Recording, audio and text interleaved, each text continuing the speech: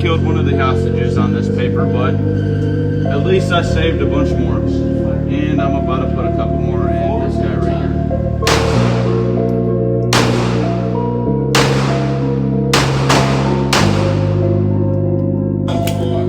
How do you guys rack your gun? Do you do it from the back, the front, or like pew view? I can't fucking get it. Ow, that's hot. Let me know in the comments.